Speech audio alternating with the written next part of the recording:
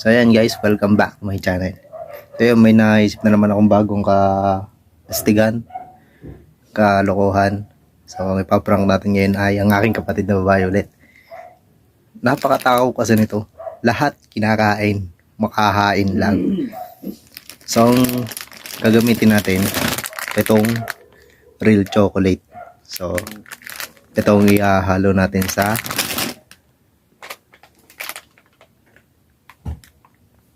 temptation. Itong temptation na to ay pakain sa pusa. So yan. Hindi ko alam kung anong itsura ng loob nito, pero gustong gusto to ng mga pusa.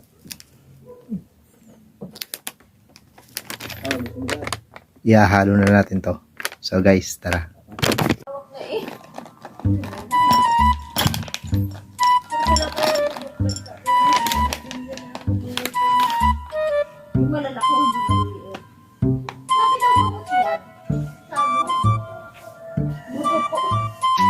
So yun, ito na yung cat food na ipapakain natin. Bibigtimahin natin yung kapatid kong babae. Kasi yun, kahit anong ihain mo doon, kakainin. So sasamahan natin itong chocolate. Yan. Ano, nasa akin na pala. Para hindi niya papuntang base nila. mahalata na cat food yan. Base nila, yes, sobrang. Ayun. Matitikman mo ang hagupit ng kuya mo.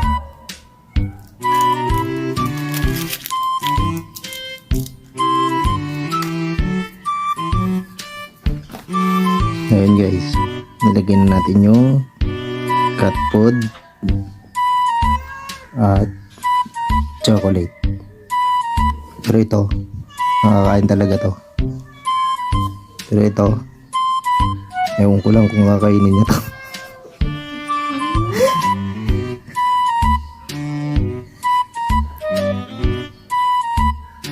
A few moments later. Yan guys.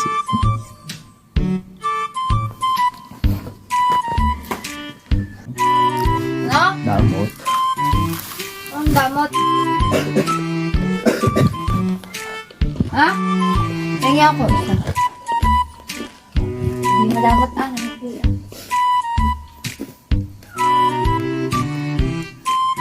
Kinuha, basta eh. Kanya pa yun?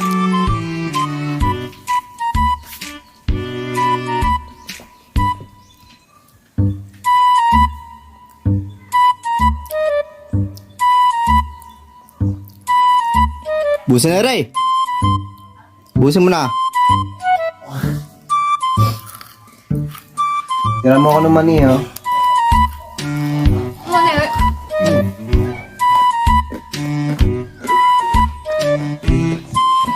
Unti na oh. Hindi nga, yun lang. Yun lang. Ayoko na. Titikman ko lang. Oh. Parang hindi ba naging magpon-pon? Di mama. Ba, pangmayaman naman eh. Ba, siyempre.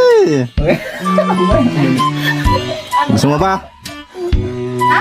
Gusto mo pa? Gusto mo pa? Bakit? Pangmayaman. Pamayaman talaga yan. Pangmayaman naman eh. Magmayaman na? Oo. Pamayaman nga. Ba, siyempre. Yan talaga ang mga pangmayaman naman eh.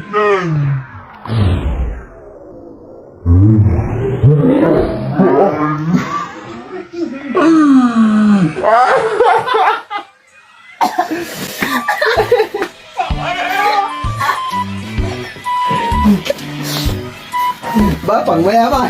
Pangmayaman yan.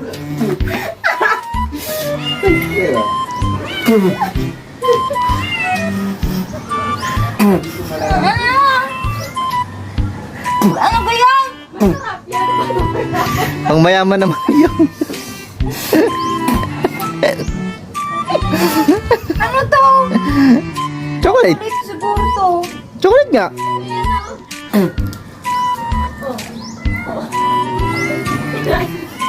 Ano yan? Naka-perfect siya. Pangmayaman naman. Pangmayaman yun naman eh. Tangi na gaganuhin ko ba dapat? Ayun yun, para kayo dyan. Cut